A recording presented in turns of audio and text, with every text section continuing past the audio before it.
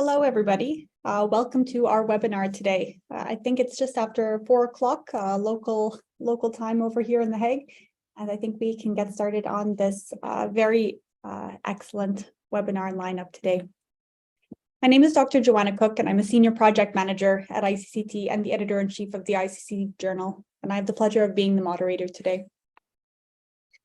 Before I hand it over to our speakers, I want to briefly introduce ICCT to those who are less familiar with our work. ICCT is an independent think and do tank based in The Hague, working to provide research, evidence-based policy advice, and practical on-the-ground solution on matters regarding counterterrorism and countering violent extremism, with a special focus on the prevention and rule of law. We work with various governments, international organizations, and international agencies in our work, and our activities are global with a focus on in the past few years on Europe, the Middle East, and Africa. So today's webinar is focusing on assessing the situation in al-Hol camp, current practices, and future prospects. Years after the Islamic State's territorial defeat in Syria and the group's loss of its last bastion in al-Baghouz, tens of thousands of individuals, 90% of which are women and children, are still in dire living conditions in northeast Syria's camps. In recent years, both local and global efforts to repatriate these residents of al-Hol have gradually gained momentum in light of the critical humanitarian and security situation inside the camp. But this is a complex task, and the process of repatriating and reintegrating those at al-Hol have many significant barriers and many areas of concern, including considerations around screening, risk assessments, and other barriers that impact the effective reintegration of those willing to return to their areas of origin. There's also a significant number of al-Hol residents who are unable, and in some cases unwilling, to return to their areas of origin, often leaving these individuals with bleak long-term prospects. So today's webinar will discuss four key issues related to the residents remaining in al-Hol camp today and what their future prospects hold. This is an area I've had a significant focus on for the past year, and I have the pleasure of collaborating with some of the friends of ICCT on this today. Most recently, I've co-authored a paper looking at women in ISIS with Devorah Margolin and co-led an EU scoping mission with Shadi Samnani. So it's really a pleasure to have them both here today. Today, we also wanted to bring other friends in as well, and we are pleased to have our experts, Luke and Mohammed, who have joined us, who will greatly enrich the discussion today. Now, let me take a moment to properly introduce everybody in the order that they will be speaking in today.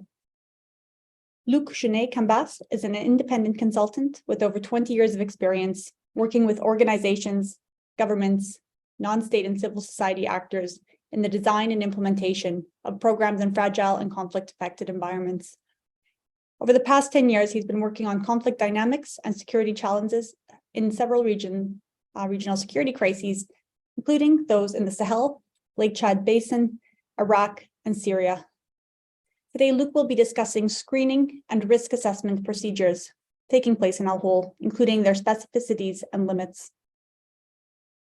Mohammed Sheikh Ayoub is the founder and general director of Middle East Consulting Solutions, a specialist research company working in Syria and across the MENA region. MEX is an independent company which collects field data to examine conflict challenges and provide practical solutions that ground social impact in local perspectives. Today, Mohammed will be focusing on the effectiveness barriers to the reintegration of al-Hol returnees. Dr. Devorah Margolin is the Blumenstein Rosenblum Fellow at the Washington Institute and an adjunct professor at Georgetown University. Her research primarily focuses on terrorist governance, terrorist financing, and the role of propaganda in strategic communications, PCVE, and the role of women and gender in violent extremism.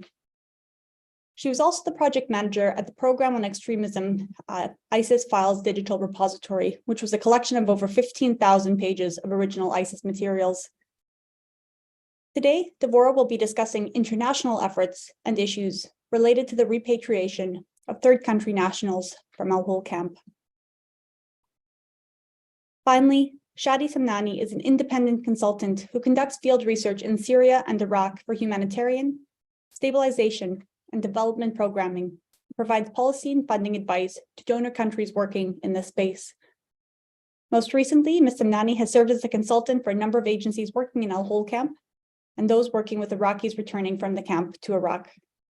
And as I mentioned, she also has, we undertook the scoping mission on behalf of the EU to suggest where they can provide support to the process of returnees. Today, Shadi will be reflecting on the long-term prospects for populations unable or unwilling to leave al-Hol camp. So we really have an expert panel here today covering 4 very discrete and important areas around the population of al-Hol camp. Finally, for the audience today, a few housekeeping rules to keep the session running smoothly. There will be a Q&A after the panelists have spoken. So we are going to be quite strict with the presentation, so we have a lot of time for discussion. So do please send your questions or submit them during the webinar using Zoom's Q&A feature, and we will try and cover as many questions as possible. It is also being recorded today, so do please be aware of that. And this briefing will be made available to everybody who is registered. It's also on the ICCT YouTube channel. So without further ado, I will hand it over to Luke, Mohammed, Devora, and Shadi. And once everybody has spoken, we'll move into the Q&A section, and I look forward to hearing your presentations and to getting into the discussion further. Please. Okay, so I guess I'll crack on. Good afternoon, everybody. My name is Luke. I'll share a few observations that are based on fieldwork I conducted last year in Iraq, looking specifically at screening and risk assessment mechanisms to try and get a sense of details, what purpose they were designed for, the extent to which they're in line with good practice, and look at possible recommendations for the government of Iraq. We're not necessarily going to have a lot of time to go into details, so happy to give you a number of pointers for the Q&A session. And then if there's any desire for follow-up, I mean, ICCT's got my contact details, and I'm happy to also follow up by emails. Before we even discuss what system is in place in Iraq, I think it's useful to look at what the data tells us. And the challenge in Iraq is unique insofar that there is no international precedent for trying to repatriate 30,000 people deemed affiliated with a designated terrorist organization. However, what's not unique is the reaction of the government of Iraq insofar as basically they grapple with new problem set and not being sure what to do with it. They throw at it existing tools, whatever they already have in their existing toolbox.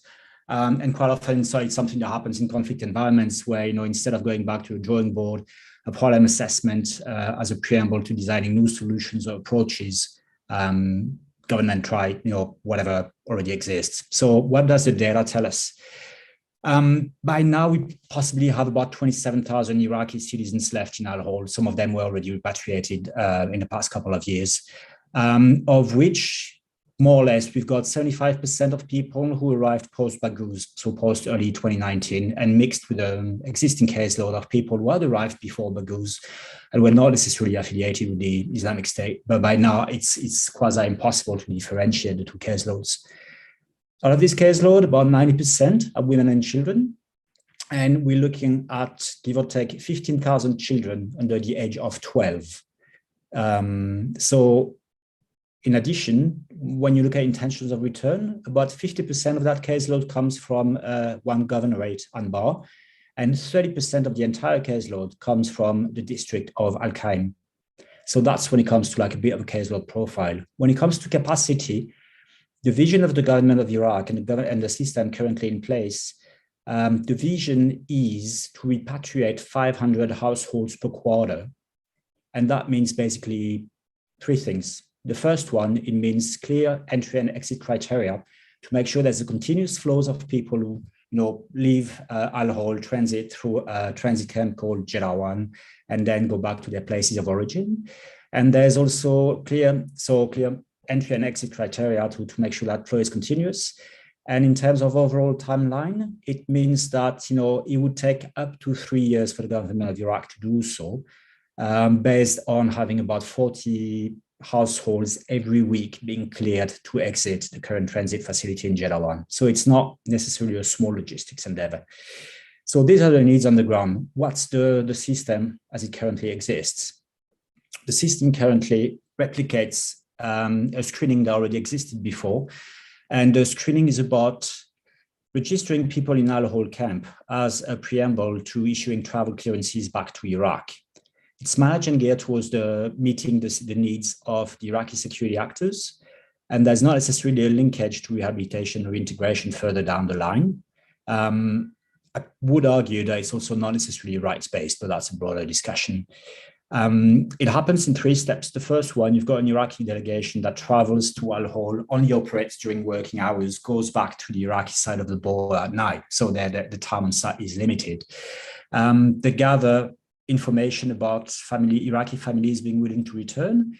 The information is collected, shared with security actors in Baghdad, primarily run through 2 security agency databases. The first one, the National Security Service, commonly known as al-Watani, and the other one, the Ministry of Interior's Federal Intelligence and Investigations Agency, which people mostly refer to as al-Istihbarat. Once this verification has taken place, people from al-Watani present in areas of return also run various rounds of verification through intelligence assets and their own field personnel. So that's the process to bring people to J1. To leave J1 and go back to a place of origin, the same process happens again, in addition to another 2 processes. The first one to secure what's called a sponsorship or kafala, and the second one to secure another kind of like, security clearance called a Mas al-Maidani. And to cut a long story short, these 2 additional requirements basically are very cumbersome. They're quite lengthy, and they are a compulsory requirement before returnees can actually apply for identification papers.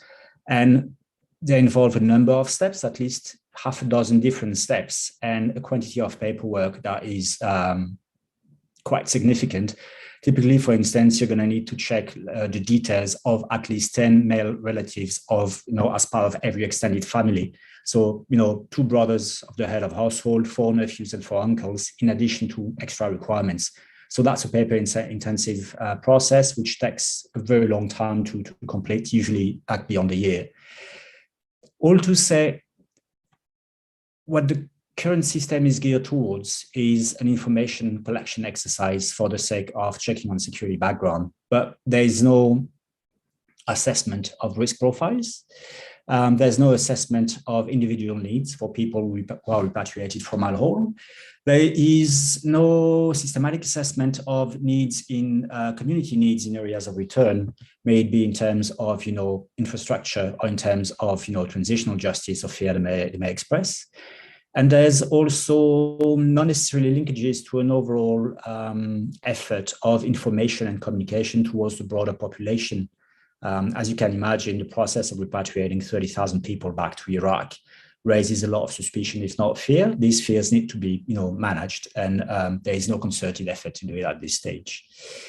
So, for the sake of time, I'll try and touch upon recommendations. My own perspective is the recommendations need to address basically 3 sets of fears and 3 sets of needs expressed by actors other than the security actors. The first one is the government perspective, assuming that the government of Iraq forms an homogeneous entity, which is already quite a significant assumption. They need a vision to be in place, and they also need to manage public fears that they're bringing back Daesh in an uncontrolled manner. In order to do this, having a vision in place to understand, for instance, if and when you manage a risk profile assessment is obviously very much needed. And a risk profile assessment in a structured manner can totally serve to address this fear and to anticipate it. And for as long as you follow good practice and you repeat that risk assessment over time, including in areas of return, you have monitoring data, you have information to understand, make decisions, and use in your own communications for the overall population. So having a structured, risk assessment process for the 6,000 or so male, and female adults coming back from al-Hol would be a first practical recommendation. Quite possibly not to be done in al-Hol itself, but in Jeddah 1, because the setup in al-Hol doesn't really lend itself to a structured process at the time being. The second practical recommendation has to do with fears on the side of the community. So I was a bit surprised when I went there and had various discussions to realize that quite often the reluctance on the side of communities of return to accept people to return was not necessarily linked to their deemed affiliation with the Islamic State. It also had to do with the form with very basic demographic pressure on social services and infrastructures that aren't sufficient to begin with. So they have a lot of expectations when it comes to compensation, when it comes to assistance in the form of housing, access to land, management of natural resources. Water definitely comes to mind. And when it comes to the method, they want to be associated to the process and understand it, whereas at the time being, they do not understand the process, and because they do not understand it, they're of course highly suspicious of it all. The second one is to link that process with needs on the side of individual returnees. Remember the data I shared earlier on. The bulk of the caseload is composed of very young children, which means that first and foremost, any solution that caters to the reintegration needs of a population composed of children, making sure they can go back to school, they learn skills, they go back and play and socialize outside of the environment they were in al-Hol. That's a solution that is going to be conducive to results and integration down the line. In order to do that, the first and foremost need that was stated by all respondents was about civic documentation. And it's worth highlighting that civic documentation is a consistent barrier of integration in Iraq. It's been highlighted in all the research led on violent extremism in Iraq. Because in the absence of valid documentation, people cannot cross checkpoints and they cannot have access to healthcare, welfare, support, employment, marriage. Most children do not have access to education. There's been directives issued by the Ministry of Education in various governorates, asking teachers to let the children in, including in the absence of valid documentation. And in my experience, these directives are not being followed. So these would be, I would say, a first set of very practical recommendations. I don't know where we at time-wise, but perhaps I'll give it back to you, Joanna, and then we can elaborate during the Q&A session down the line. Thank you very much, Luke. I'd like to invite Mohammed to come speak next. Thank you. Good afternoon, everyone. This is Mohammed, the Director of Middle East Consulting Solutions. And as we keep generally a very low profile, most of probably quite a few of the participants don't know about us. We are a research company that is specialized in providing monitoring research and public perception survey services. We mainly work in hard-to-reach areas. We hold large portfolio of working in Syria in general and in Northeast Syria in specific, including working in al-Hol camp for a period of around 3 years now. Our focus generally, when it comes to research, is not exclusively around issues related to return and reintegration, but we cover wider scope of research elements such as radicalization, enabling environment for violent extremism, and so on. Over the past 3 years, we've been doing quite a lot of work on topics related to return and reintegration, not looking into the dynamics in al-Hol camp alone and similar camps actually that and detention facilities that were used to host families of former combatants or the former combatants themselves, but also their areas of return.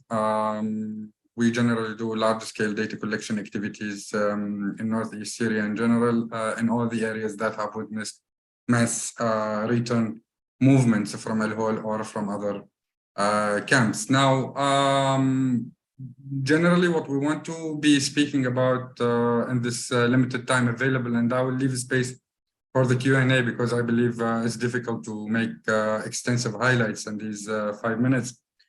We want to speak about the return process itself. We wanted here just to provide rapid overview of how the return was actually happening in Syria from al-Hol camp in specific and from camps in general, but al-Hol did pose the larger numbers, so the focus is around it mostly.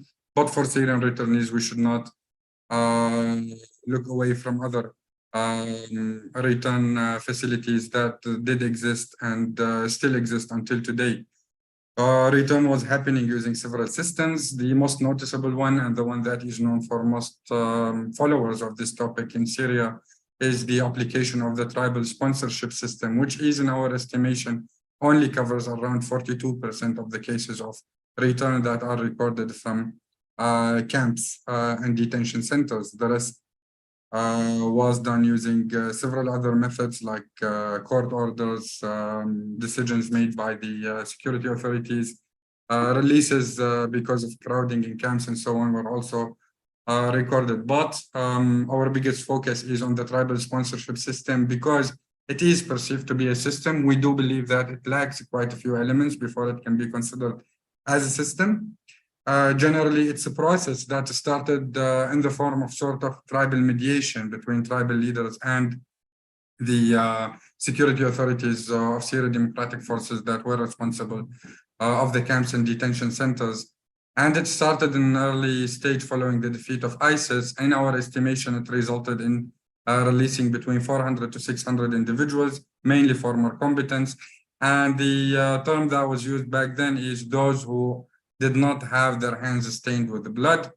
So the tribal leaders would approach the security forces and provide evidence and testimonies that these individuals are not practically actively associated to ISIS, and then they were being released. Then we witnessed in May 2019 the foundation of something called the Tribal Forum, which aimed to systemize the process a little bit to make sure that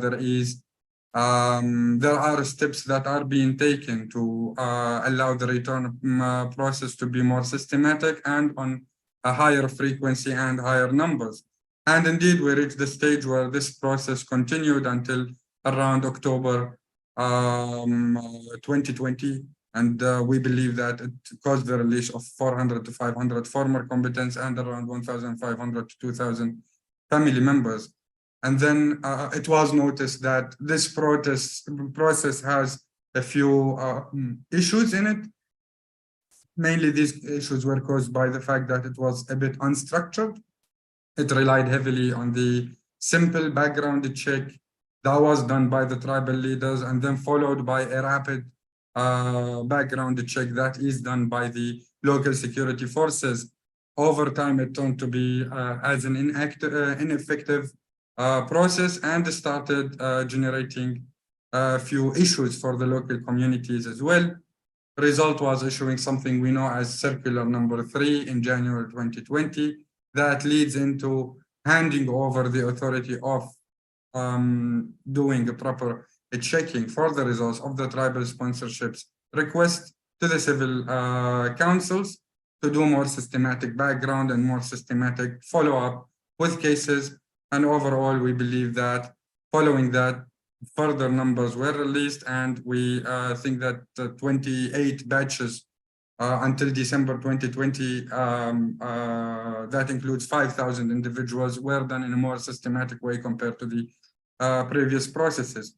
And since then, we started seeing further movements, a commitment by the camp administration, the autonomous administration, which was issued actually in October 2020, that speaks about emptying al-Hol camp in the fastest way possible from all possible cases that can be released and do carry the minimum requirements for a release. Generally, as Luke was mentioning, the process in Syria is even unfortunately way less systematic. There is no proper risk assessment that is being done. Testimonies do hold a big added value here. And the tribal leaders' opinion and guarantees actually go a long way in securing the request for return. And that have created quite a lot of issues on the reintegration level.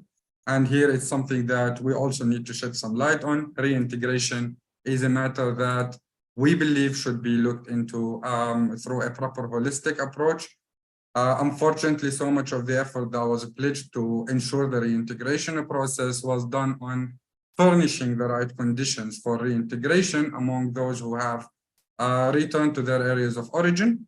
However, it needs to be looked at, in our opinion, in a holistic approach, because it does not cover, in the way it is now, the fears and the concerns of the local communities.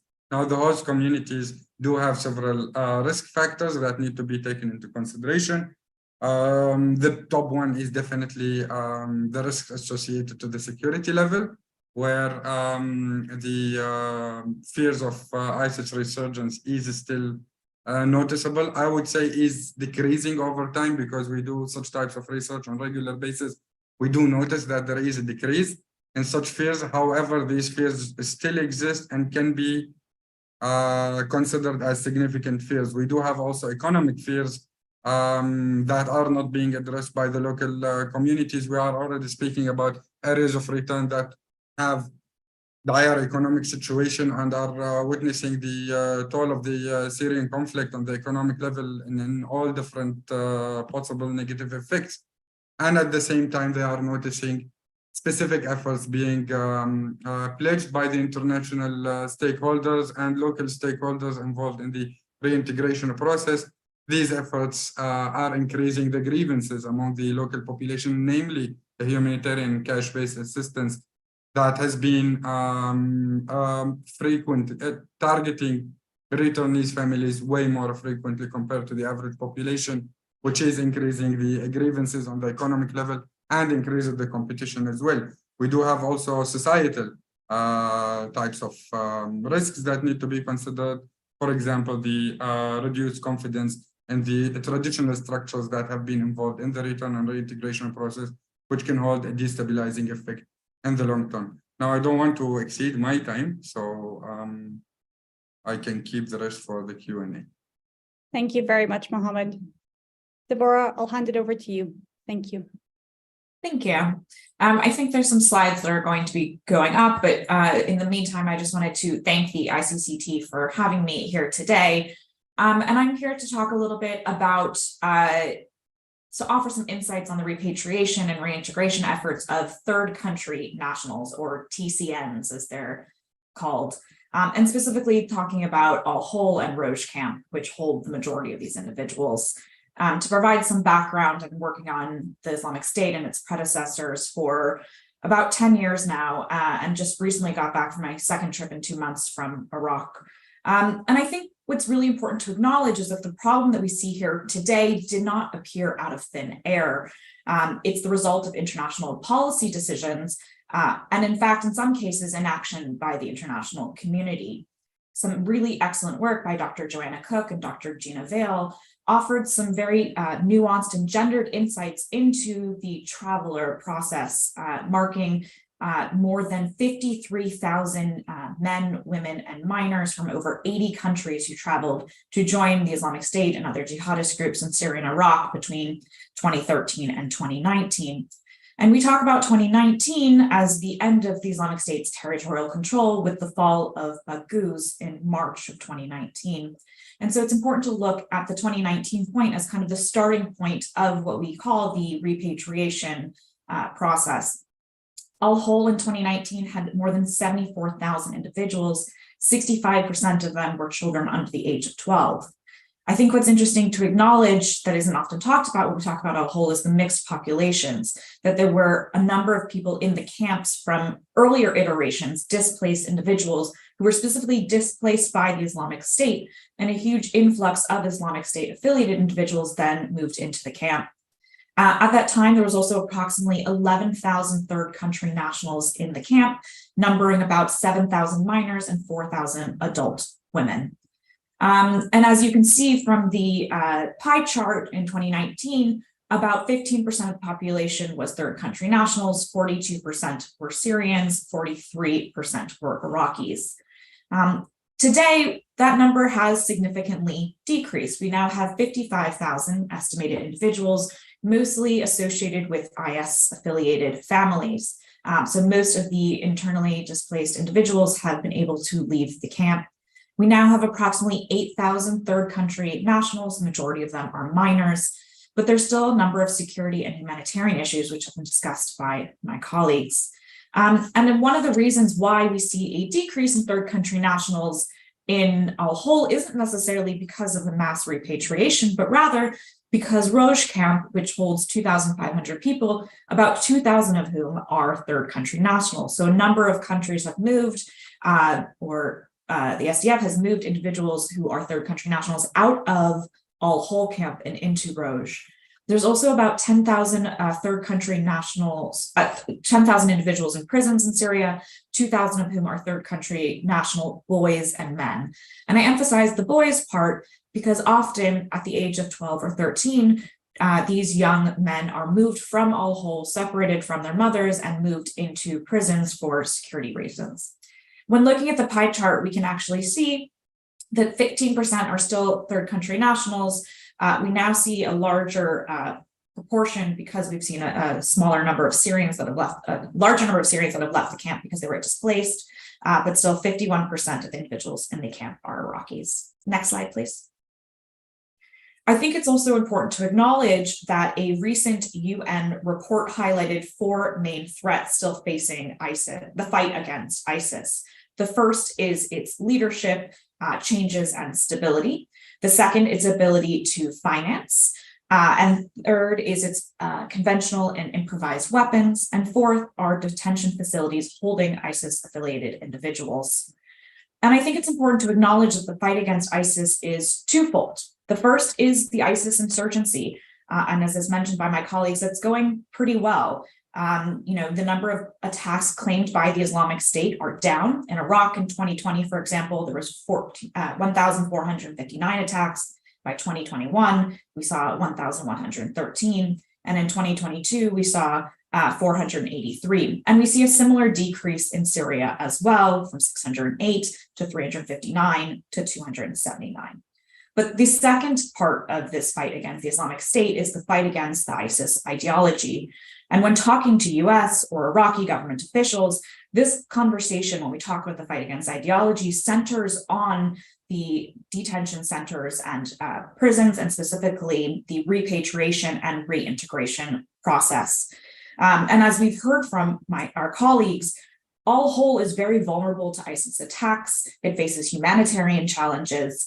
And third, it's run by a non-state actor, which leads to a number of instability and questions regarding its future. So if we look at where the repatriation efforts are going, specifically related to third country nationals since 2019, we see that there's a huge push by the US and the UN to make repatriation of third country nationals a priority. That being said, since 2019, we have often seen political reluctance, specifically from Europe. There's been a political backlash at home. People don't want these individuals to come back. There was also questions regarding, do we have the proper legal tools to prosecute these women? And there was a big shift to remove citizenship where possible. That being said, we did start to see some increase in the repatriation. In 2019, there was 342. 2020, obviously due to COVID, there was a smaller number, 281. And in 2021, we see it kind of go back up to 324. I think that's also important to acknowledge there's a number of gender and age-based biases in this repatriation process. Countries are often willing to repatriate women and minors, but less likely and less willing to repatriate adult men or teenage boys. But I do think that there's a changing attitude and understanding. We're now 3 years into this process. In 2022, we have Iraq repatriating, again, slowly, as my colleagues have mentioned, but we've already seen 2,500 individuals, Iraqi citizens, repatriated back. And in this year alone, we're already seeing over 1,000 in the first few months. We also saw 517 third country nationals from 12 countries repatriated in 2022. And countries that had long been resistant, like Australia, France, Tajikistan, and others, have started to repatriate. In 2023, we also have already seen some repatriations taking place. Kyrgyzstan, France, Spain, Iraq, and Sudan announced the other day as well. Next slide, please. I think I'll wrap up by just talking a little bit about the implications. I wrote about this a month ago. I wrote about this a year ago. Joanna and I wrote about this in 2019. And I think what's really frustrating is that these are conversations that we've had over and over and over again, and we're not seeing a lot of change. But the camps are vulnerable to attacks. We have seen the Islamic State try to attack these camps. We have seen attacks from within the camps, right? We've seen these volatile and hostile internal dynamics. There's also a number of humanitarian challenges that are happening in this camp. Just the pure size of it means that the basic needs of these individuals who have often been living in pretty horrible situations have been doing so for over 3 years. I think there's also a couple of unknowns that have come into play in the recent period. The post-earthquake environment. What happens if there's another earthquake that destabilizes? What happens when international attention is moved to more pressing humanitarian matters? And the other issue is the government interventions. Should Turkey decide to go into northeast Syria, what does that mean? How does that destabilize the SDF-US relationship as well? And as have been mentioned by my colleagues, just a reiteration of the barriers and pace. We have issues of documentation, stigma, and risk. Repatriation is very slow and it's gendered, as I mentioned, often bringing back women and minors, but not men or teenage boys. And I think that often countries are pressured to do reintegration and repatriation, which they should, but it needs to be done right. We need to have best practices and an understanding of how to do this properly. And that often is focused on the question of prosecutorial versus only reintegration. And I'm happy to get into the differences of that in the question and answer. Thank you.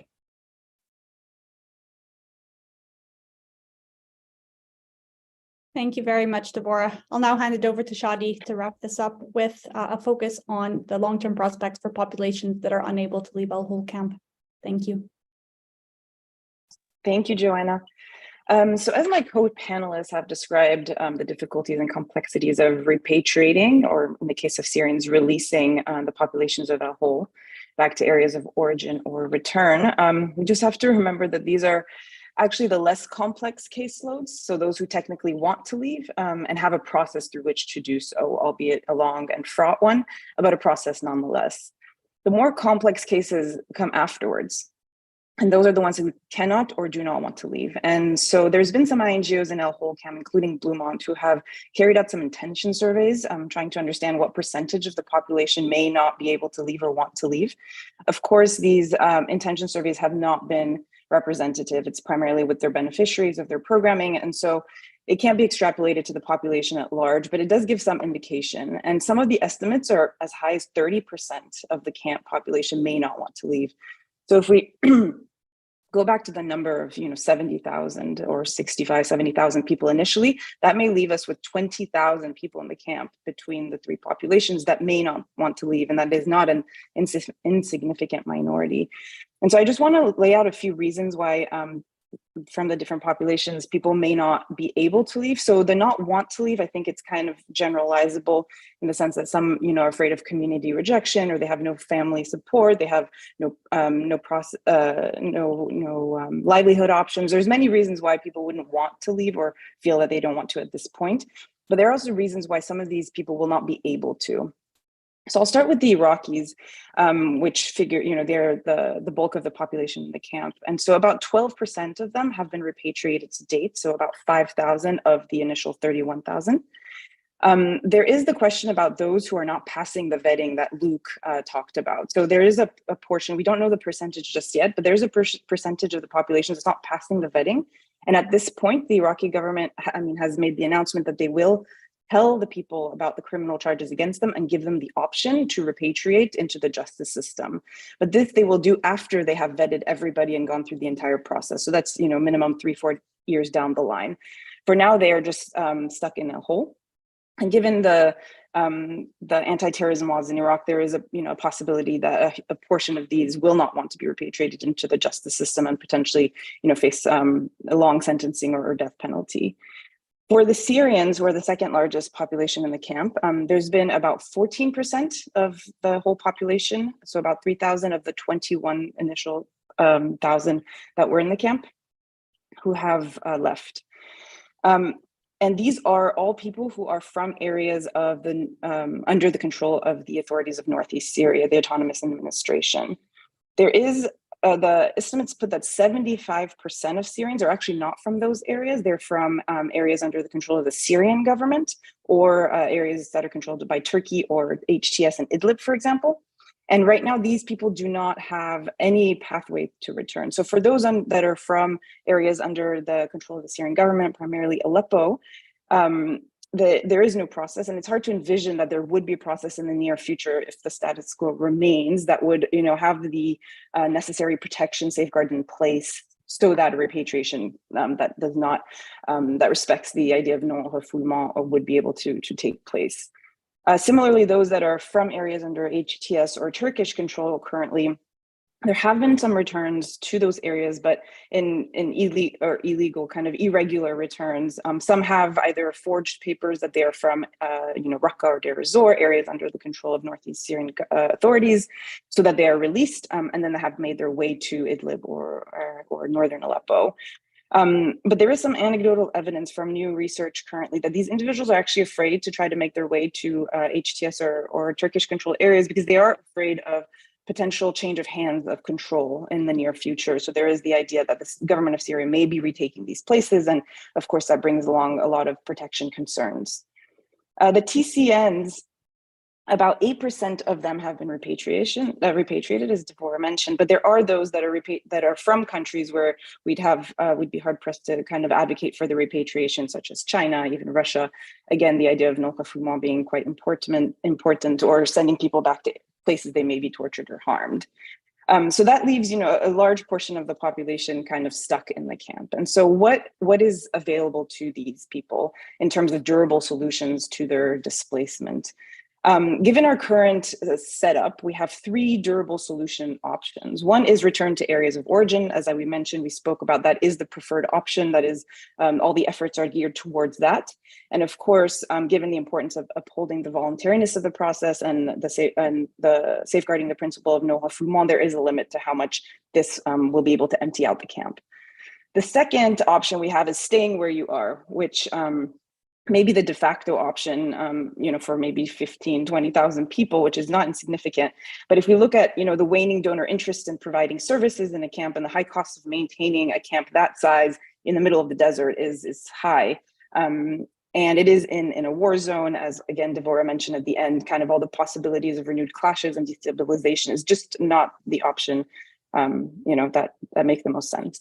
And the third option, we have this resettlement third location, which again, with this population, no one is even touching that subject. There is some advocacy going on vis-a-vis the Northeast Syria authorities to allow Syrians that are not from their areas to be released into their areas. Right now, it's a hard no. These authorities are not entertaining the idea. But it is something that could maybe down the line with incentives, 3-4 years down the line might become an option. But for the rest, it's quite difficult to imagine that there'd be any resettlement process.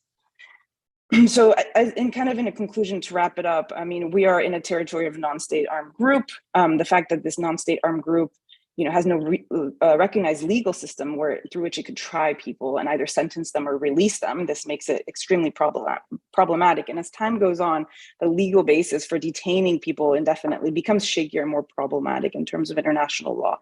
And so it is quite important that stakeholders involved in the process begin speaking about solutions for this population. Right now, it's quite an unimaginable discussion to be had. And of course, the status quo in terms of who controls that area and the camp may change over time. But it is something that needs to be involved more in the conversations because this is coming in the next 3-4 years. Thank you.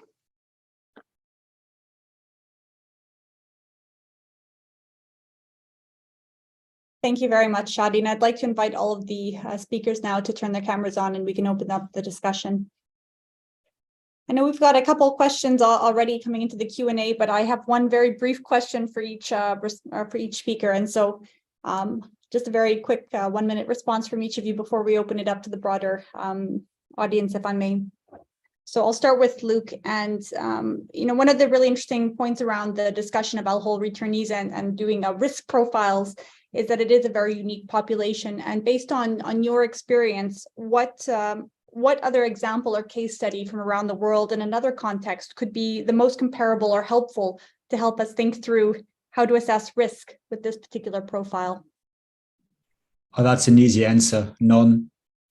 There's really no precedent. I mean, the only time there's basically two things that make it quite special. The first one is, of course, the magnitude of the caseload. Again, 27,000 people, of which, if you don't administer a risk profile assessment to the kids, you're left with at least 6,000 people, and 6,000 people who need to be assessed risk-wise, in less than 3 years. So that's the first thing. The other one is, and I mean, in most cases that we all work with or advise on, you repatriate people from a country and an environment at war to kind of functioning Western, environment. Here you're taking people out of the war zone to bring them to another, I'm not going to say a war zone, but there's an extremely high level of tension. There's an extremely high level of armed violence, which has nothing to do with the affiliation with the Islamic State. When you look at patterns of violence in, take southern Iraq, Basra, you look at like militia armed violence in Basra, it's not an area of return. Nobody in their right mind coming back from al-Hol is ever going to go to Basra. And the level of armed violence is extremely high. People shoot each other, not for a living, but there's armed incidents all the time. So not only is there a difficulty with bringing back this very specific caseload, but you also have a population that is not very receptive, that feels that, they themselves face a number of challenges, and the challenges it's not even that they're not being addressed. Their voices are not being heard, and they have expectations for their voices to be heard, and the priority is not to bring back these people from al-Hol. So it puts things in perspective. It's from a Western standpoint, it sounds like, it's the challenge of a century and it's the biggest issue that, Iraq grapples with. But from an Iraqi standpoint, it's one of a rather long list of challenges. Sorry, it was a bit long. That's fine. Thank you very much, Luke. For Mohammed, one question for you. You were highlighting the challenges for reintegration in Syria in particular, and I wonder, we know this is very complex, it's going to be multifaceted, but if there were one area where you could really focus support on to help facilitate that reintegration, what area would that be? I mean, that's as researchers, we can see it based on data, but the practicality of interventions can be something that is dramatically different. At the end of the day, stakeholders that can be involved in the solution are really limited. Like you have the local administrations. What Shadi mentioned about the fact that we do have quite a lot of people that their areas of origin are under other de facto authorities in Syria, like also Syrian government areas of control. You need to involve the local administrations, and you can't involve the local administrations without having, a mandate to actually do that. Majority of international stakeholders that do put reintegration effort as part of their programs do not necessarily, especially those who are effectively working with returnees, do not necessarily have the coordination mandate to work with local authorities. That by itself poses a massive challenge. Other local stakeholders that can be involved do also have quite a lot of operational limitations related to their capacity, related to the fact that it's a multidimensional issue. It cannot only be seen in the sphere of addressing needs for reintegration and then we reach reintegration. The risks that we highlight can also be seen in a different dimension, not only obstacles to reintegration, but also with the environment that is enabling violent extremism. It can turn these vulnerable groups into groups that are easily targeted by radical groups in the future. For further recruitment, and that by itself has another dimension on the security level that requires coordinating with the local security forces, local military actors, paramilitary actors, and so on, and that is very complex in a context like Syria. I would say that what can be worked on is around and creating an enabling environment for reintegration on the societal level. So increasing level of acceptance for return among the local population is definitely a necessity. And that can only be done, unfortunately, in the big picture by addressing all their concerns, which is not doable at minimum on the security level, but on the economic and societal level, giving them better guarantees that the tribal sponsorship system can actually work out. Not in an optimum way, but can actually work out on the economic level, by addressing the vulnerabilities of these returnees as part of the overall vulnerabilities of the local population, or on the macro level, sorry, economic obstacles that the entire population is facing. So that enables a bit more acceptance rates, I would say. Still, the bigger questions would require higher levels of intervention by the international community. The repatriation issue is very complicated. We do have another dimension that exists in areas of return, which is the families, Syrian families of foreign fighters that are deceased or are still imprisoned or have been repatriated, and their families do live in the areas of origin of the mothers, for example. This is another critical group that need to be looked at totally differently. You need to tailor sort of an intervention for these families. Their access to documentation is an extreme obstacle. Their vulnerability to radicalization is really high. By profiling these populations, like vast majority of them, like around 72% are female-headed households.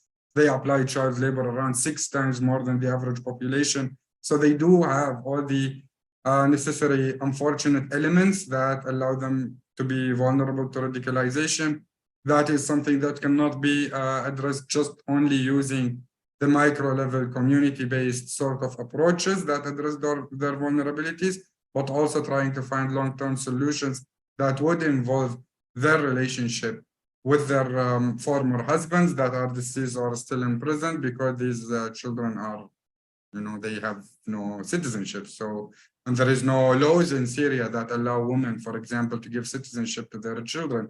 That poses an additional element. So the complexity, progressing toward reintegration needs to be done in a very slow way. And in my opinion, in summary, the maximum that can be done at this stage is furnishing better conditions for reintegrations and higher acceptance for reintegration. And later on, possibly as part of a bigger political settlement in Syria, we can think of more stable long-term solutions in light of having a stable state across the entire country.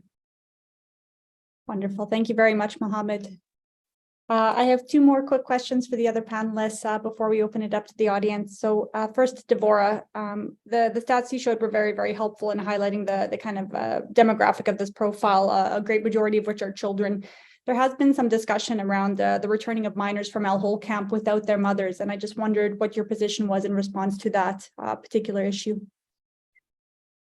Yeah, I think there's other, in this case, there is research we can turn to that is outside of the repatriation and the ISIS context, which is that there's a lot of studies on the psychology of minors and their parents, which is that even if a parent is a criminal offender, is not a good person, it is better for a child to continue to have a relationship with that parent, often to see how not good of a person their parent is, rather than creating a fantasy about who they are. And so the separation of minor children and parents in this case is not something that most practitioners would encourage. But there are some situations where parents are trafficking, abusing, or hurting their own children. And I think that this is very much a case-by-case kind of basis understanding that needs to be addressed, right?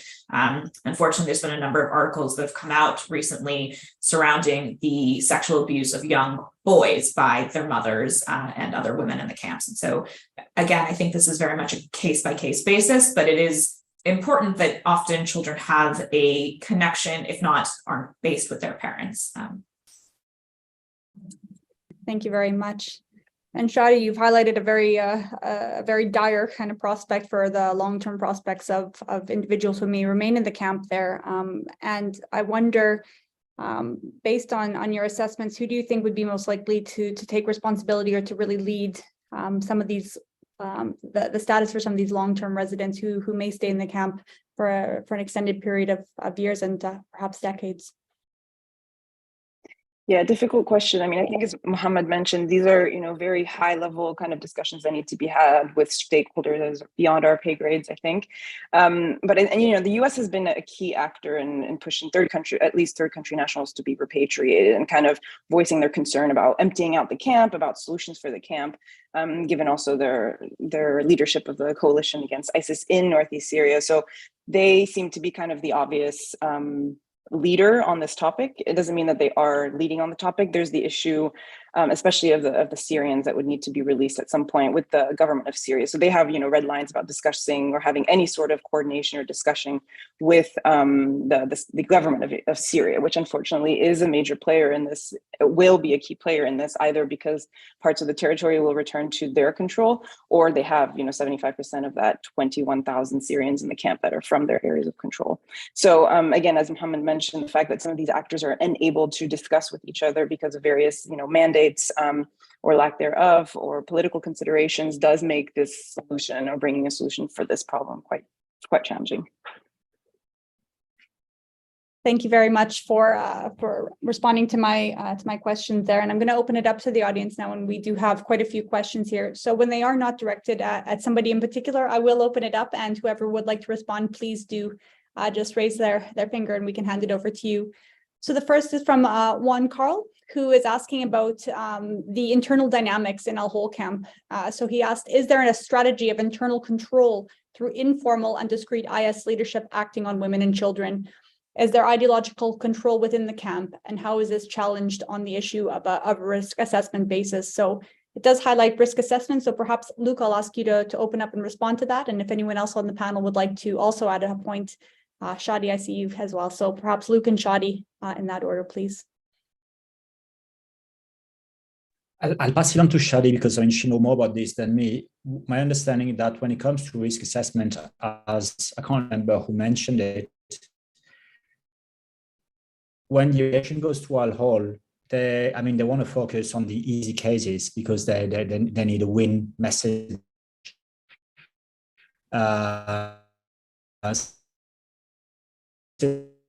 Clearly is that, if you think that when you come back, you're gonna. So right now, the priority goes to people who are doing low risk assessment to you. Oh dear, I think we're having some issue with Luke's connection here. Perhaps Shadi, may I hand it over to you, and we'll see if we can get Luke back here. Yes, sure. Luke, we didn't hear much of what you said. But just in May of last year, I spent some time in the camp, spending some time, not actually living there, but going in and out, and talking to various actors that work in the camp as well as residents. There is definitely, to what extent is, I think, the big question, but there is definitely IS influence. There is IS radicalization going on in various forms. So, for example, in the annex where the TCNs are, there is a lot of talk about women who, have madrasas and who kind of train the youngsters to take over. There is also actors who had worked in those parts of the camp that provide educational services, say that they often have to contend with the fact that some of these women hold madrasas during the hours of schooling that, Save the Children or whoever else may be providing in the camp. So there is a clear ongoing radicalization going on. I think sometimes it's exaggerated, but sometimes it's underestimated, that it is ongoing and that it comes in various formats, but including, through education of the children, but also kind of armed groups or armed individuals, or again, the idea of, are these criminals acting under the name of ISIS or are they actual ISIS? This keeps coming back, what percentage is real and what percentage are using the name of ISIS to terrorize the population. But this is definitely, a big thing that is ongoing and that does definitely lead to killings, to high levels of violence and terrorizing of the population in general.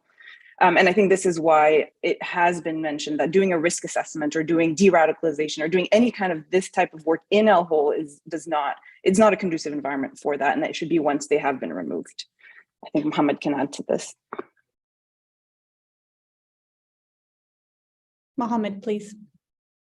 Yeah, the question is interesting. From our experience, honestly, the scale and frequency is not primary matter to look into. The fact that it exists by itself is scary. Now, one thing we learned from the way radical groups have been able to work in societies where there is a certain level of isolation, the way we have learned is frequency doesn't really matter as long as you constantly remind people of the fear message that can be spread by such entities. And education-based programming and countering the ideology itself might not be the best possible counter speech, even education-based. I will just share a very recent experience we're facing while monitoring an education project that is done in sectors 3, 4, and 6, which do hold quite a lot of foreign nationalities.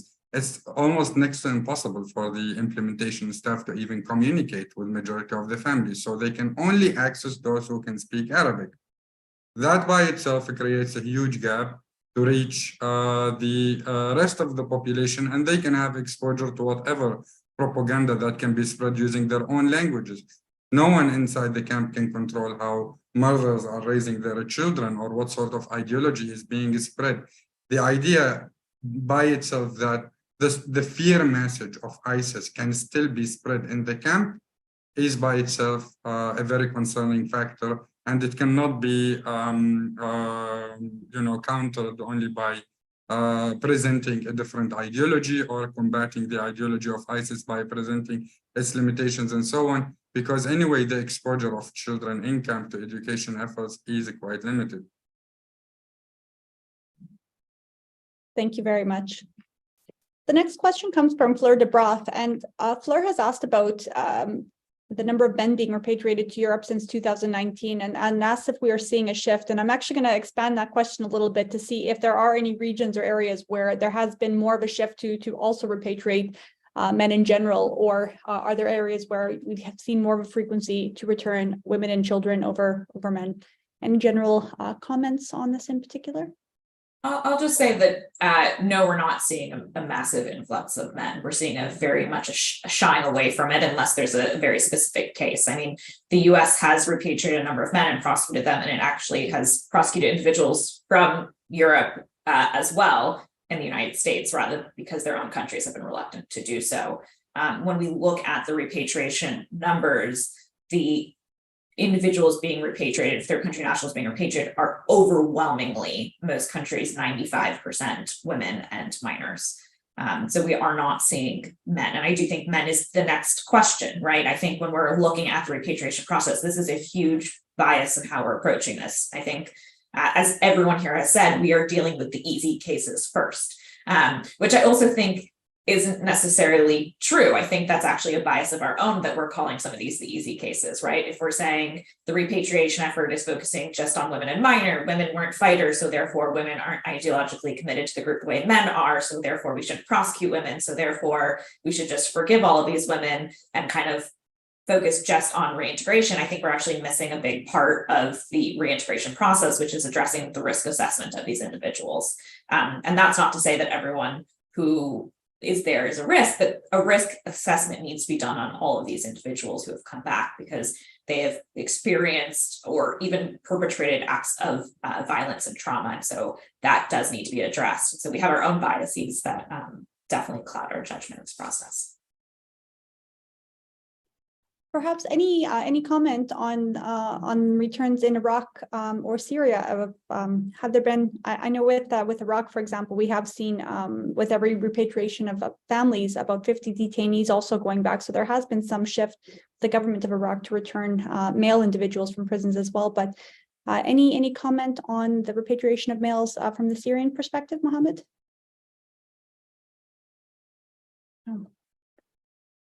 And I'm going to move on to Bibi Van Ginkel, who was asking about risk assessment here. So Luke, I'm going to direct this one to you. So the risk assessments are not working perfectly. Is there a role for conditional amnesties? And how would that work with regards to recipients' communities? So, yes, but it's complicated. The thing is, at the time being that I'm aware of, there's no judicial strategy because the position for a lot of the government of Iraq people I met with and see to this day is, nobody wants to be seen as weak on crime. So the assumption is the men are guilty and they ought to be punished. And the assumption, because they're afraid of public backlash, is that the population expects blunt instruments of justice. There's mass incarceration. The men and the boys, mostly go to prison without due process. And the prison system in Iraq is, beyond capacity. So there is a need for a judicial strategy, but there's a number of caveats. So the first one, prison capacity is beyond capacity. The second is the current approach to justice for people who have returned is mostly confession-based, and it makes heavy use of denunciation as evidence. So there's no evidence, but basically you force people to make, so tabriya or ikhbar, there's two mechanisms, and one is a legal one, the other one is a traditional one, to basically say, I confess my crimes and I say I did this or I did that, or my brother is a bad guy, and that becomes evidence. So there is now formal evidence that the brother is affiliated with Islamic State, which is obviously problematic. Also, there's technically no differentiation between violent crimes and lesser offenses. So when people are deemed to be Daeshi or affiliated with the Islamic States, whether they're a passive supporter or they were like, an active like staff or a combatant, for most of the men, that difference doesn't really play out. It's not necessarily taken into account. It's also gender blind. Most of the women are deemed victim because they're women, they're weak, they followed their husbands. And at least for one of the women I met with in Jeddah 1, I mean, she's married to a combatant. The combatant's still alive in a neighboring country, which most likely is Turkey. She has every intent to go back and stay with her husband. And her beliefs haven't really changed. Last point is the intent. It's not necessarily taken into account whether people join voluntarily or they were coerced into following the Islamic State because, one day they wake up, the Islamic State is in charge and, it's a risk to your personal safety if you start opposing them. So all these things aren't really taken into account. But the short answer is you need a judicial strategy, and you need one that basically gives you alternatives to prosecution and restorative approaches to justice. So yes, you do need transitional justice, but it's going to be a bit complicated to define. And typically on such questions, the government of Iraq does need technical expertise because there's a lot of pushback in areas of return.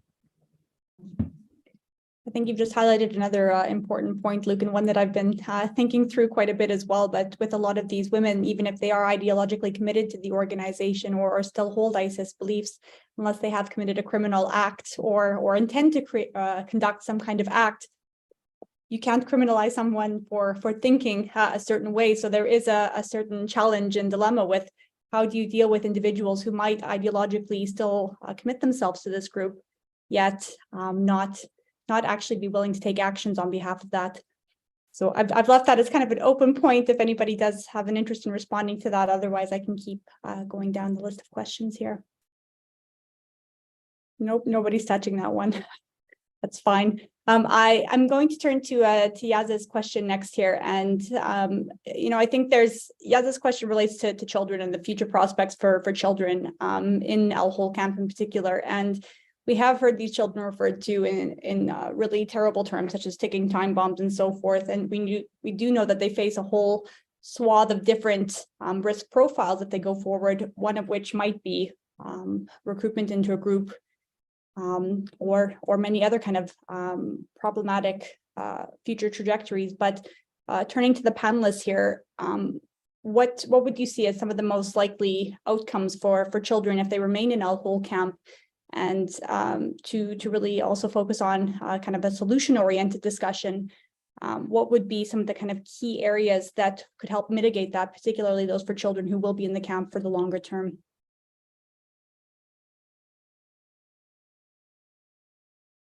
Luke, please. I mean, I can start, but others, will come in. The thing is, it's not, from my perspective, it's not necessarily a question of whether or not that the curbs of the caliphate and then the next terrorist in the making is you have thousands of children who basically, for most of them, they've had no life. And to say the very least, they were exposed to like really traumatic events. They've had, the most abject and violent life whatsoever. So for the kids I met with, their intent is not necessarily bad, but, they're unruly, they're rude, they're abrupt, if not brutal with one another. Because, I met with, I did a focus group discussion with kids in Jeddah 1 who were between the age of 13 to 18, and none of them had been to school. Because, their life before going to al-Hol, they didn't go to school, al-Hol, no school, and they arrive in Jeddah 1, they've never been to school. So, they're quasi-illiterate, they can't really count, and they basically have no perspectives. And I insisted quite naively, and I was like, what would you like to do when you grow up? And at one point, they just told me off, and they were right. They were like, we have no idea. We have no idea. We've had no life. Can we first leave the camp, see where tomorrow takes us, and then we'll start wondering what practical opportunities we've got. And I think that's a very practical challenge. The question of intent is one, but the question also is you have 15,000 kids at the very least, I say, beyond younger than 12, who basically have had no basic education, no basic kind of social engagement. When you see them in general, and just the fact of playing dominoes makes them happy, they need to go back to a normal life and social affiliations that have nothing to do with their previous life.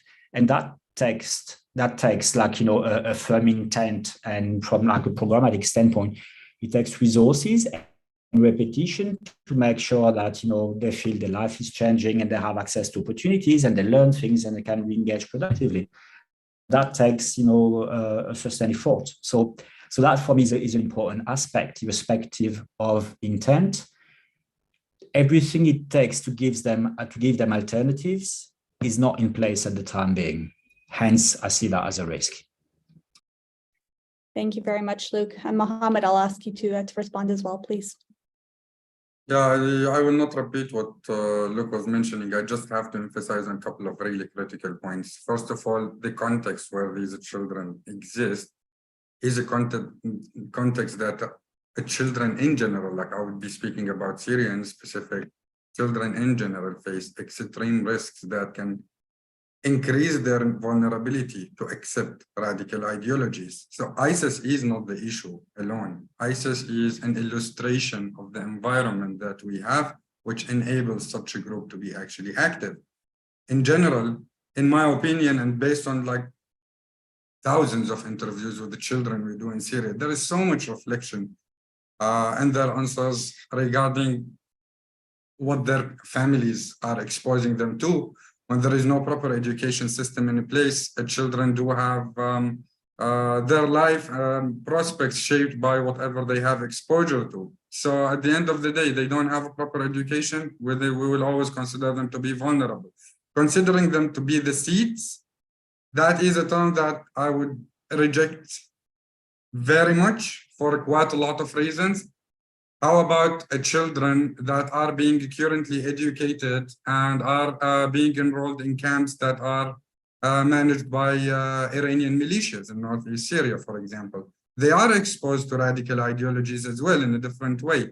The vulnerability among the children is really high because we have enabling environment in the country. And this enabling environment is not associated to an ideology.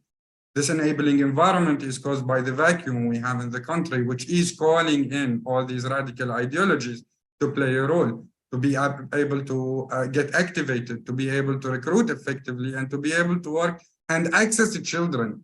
When you don't have protective mechanisms for the children, such ideologies and their tools can actually access the children. And this is a fundamental issue across all of Syria. Children recruitment was a practice by literally all warring parties in the country. It's not ISIS alone. So we have to be extremely careful in the way we look at the whole issue of radicalization in Syria. It's not only related to ISIS. ISIS is the most brutal, most violent illustration we have seen for this enabling for this enabling environment for radical groups. So when it comes to children, I mean, I can give you some extremely sad examples, but there is another distinguishing that we have to make in here. We have several categories of children that we need to look into when we think of how vulnerable they are to be active as members of radical groups. We have children that were educated by ISIS a few years ago until the age of 10 or 12, and now currently they are youth. This group, in our opinion, based on the research that we have been doing, is a group that requires very delicate way of communication and opening opportunities for them. The increasing frustration among this group, they are unable to secure their life basics, and they started seeing the world in a different way. They started having access to media. They started having access to information. This increasing level of frustration gives them higher vulnerability to actually actively be members of any radical group, I would say, not only ISIS. We have a second group that only received education in camps, for example, or did not receive education at all. These are possibly, we can save quite a lot of them by having something way more structured to be implemented, by involving the states of origin of these children. Repatriation, not only repatriation, if you want to work, and I will speak about my personal opinion based on the data again. It's not a flat opinion. Repatriation will become even way more complicated if the more we are delaying it, because the countries of origin are not actively putting enough effort to qualify individuals to be more capable of reintegrating the moment they are repatriated to their own countries. And so much of the effort needs to be placed on children. And just putting some funding for the few organizations that are working in camps on education programs will never go anywhere. We practically know that their reach is very limited for quite a lot of operational reasons. And at the same time, we don't have a structured programming that allow children to have further prospects, as Luke was mentioning, and that is not going to be addressed only by having a few NGOs working in camps. Thank you very much. I'm going to combine two of the questions we currently have in our Q&A, and they're looking a little bit more at best practices. And so Eileen has mentioned that there's no comparable cases, as Luke has highlighted, for risk assessment. But is there ongoing monitoring and evaluation in place to develop good practices during the return and reintegration process? So good practices in return to monitoring and evaluation, whether in Iraq, Syria, or third countries. And then Diane also has a question about best practices regarding reintegration needs. So if anyone can highlight any particular best practices they've seen, particularly around monitoring and evaluation or reintegration needs and practices, please. Mohammed, I'll hand it over to you first. I have to make a highlight about something that we do, actually. We cannot consider it as monitoring and evaluation. We have a dynamic monitoring system where we speak with around 400 former combatants' families that have returned from camps and detention centers on an annual basis, and assess their progress towards reintegration, but not by looking at them alone, by looking at them and another selected 400 households that are living in close contact with these returnees households. What we try to do from there is try to explore where are they progressing, under which conditions, and what is facilitating their progress, and where the circumstances are actually not improving.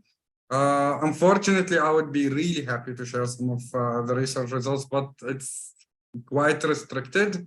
What we will be able to share, though, is one article we published about the topic, and we'll be happy to do it after this. Other than that, actual monitoring and evaluation effort, I haven't seen much personally, to be honest, although I believe that we review quite a lot, or possibly everything that is being published on these topics. Deborah, and then Luke, please. Thank you. So along with my colleagues at the George Washington University and the University of Omaha, Nebraska, I've been working on a project for the last 3 years, looking at the idea of best practices. And when we actually have a paper that should be out in the next week or so that will be kind of a framework for reintegration and best practices. But to kind of give a little bit of a preview of some of our findings, in addition to arguing that evaluation needs to be built into the creation of these repatriation and reintegration programs, we call for 4 main objectives. And these, I think in the question, I saw a question about what are the best practices and how do we do it across kind of different areas as well. And I think that's a really interesting point. What works best for one country is not going to work best for another. There are many local contexts that need to be taken into consideration. And so when we thought about this, we were trying to create it as big as possible while also kind of acknowledging how countries can take into their local contexts and issues. So one is align policy with the scope of the issue. Look at the number of people you're repatriating, the age, the gender, what the real scope of the issue for your country is going to be.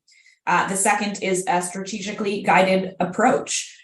So think about this, have these evaluation mechanisms, a strategic communication, trauma-informed care, all of this built in from the beginning. Think about this. Don't think about it as a kind of a secondary process. And I think actually there's another comment in here about somebody gave a comment on the repatriation versus return. A lot of countries have had many individuals return of their own volition. Repatriation is a term that is the formal process of return by countries going in and removing their own citizens. But there are many individuals who have come back already. And so there are already prosecutorial, reintegration, trauma-informed care that have been applied to these individuals, which leads to the third best practice, which is use existing systems that you already have in place. Many countries already have reintegration programming for either leaving prisons or immigrants that come to the country. There are many already kind of systems that are there. We don't need to necessarily reinvent the wheel when we're dealing with this. And finally, to have an instrumentalized and a synchronized policy objectives. So make sure that we have risk assessments, make sure that we understand the connectivity of the foreign fighter family, right? We're not looking at individuals in and of themselves. We're often looking at parents, husbands, wives, children that are all interconnected. And so I think these are our four main objectives when we're talking about best practices, is that obviously each of these needs to be tailored to their own country, but how to understand what the main issues driving your policy should be. Luke, please. Thanks. I mean, I guess I've got a slightly different perspective, because I look at things that are happening in non-Western environments, and I mean, two comments. The first one is, in terms of monitoring and evaluation, I would agree with Mohammed. Most of the data I see is not in the public domain, because usually, like, monitoring and evaluation signals intent. Like, if you want to share it in the public domain, it means you're serious about your commitment. You're going to try and do something over the mid to long term. And most donors in this line of work, as far as I'm aware, I mean, most of the reports and the monitoring data is not in the public domain. So that's first. The second is, and again, I'm not familiar with like rehabilitation and integration programs in the in the West, for instance. But like right now, I'm in around the Lake Chad Basin region. There is quite often a dichotomy between the policy and the reality of the practice, and the fact that the rehabilitation integration programming, is not necessarily as good as it looks on paper, or it covers a very different reality. And again, that quite often can be seen as a disincentive by national authorities to share their monitoring data, which ultimately is an issue. Because as a community of practitioners, when you want to look at what works or what doesn't, if you want to look at learning, I mean, quite often we deal with countries and environments where monitoring is not necessarily understood for the sake of learning, and monitoring is mistaken for like being a spy. If you go to Iraq or Syria and you say that you're going to collect evidence and knowledge on things for the sake of monitoring, they're going to doubt your intentions. They're going to think that, you're on somebody's payroll and you're a bit of a spy. The fact that monitoring is important because it leads to adaptive management, learning, doing things differently, and trying to give 15,000 kids a chance and doing things a bit differently, has yet to be explained quite a lot, which for me is one of the reasons why, it explains that still a lot of the evidence or the emerging monitoring data is not necessarily in the public domain. I think that partly also answered one of the questions I saw on the existence of best practice material and rehabilitation and reintegration frameworks. There's a lot of policy guidance documents that are being issued, and some of them really, really good. So, there's the content-wise, I mean, they're quite structured and systematic, and they're fantastic tools to improve programming. But it does require kind of like political will on the side of states to use them and to go at it for a number of years and be willing to eat the humble pie and readjust your programming when you realize that things don't necessarily work. Thank you. And with in response to this as well, M. Berker has highlighted that the UN has also developed some tools to support the repatriation, rehabilitation, and reintegration efforts. So there are tools that have been developed to help support this work. And they've also highlighted a case from the Council of Europe recently in regards to France. So I do encourage you to have a look at that if of interest. We only have a few minutes left, so I'm going to combine the last two questions here. And the first is looking at, they both are slightly related actually, in that the first has looked at the influence of COVID on the circumstances in the camp and the repatriation. So the first, how has COVID impacted on this process? But secondly, Maria Allen has asked about really keeping attention on this issue, and how do you keep attention on this amidst a very kind of busy international scene right now.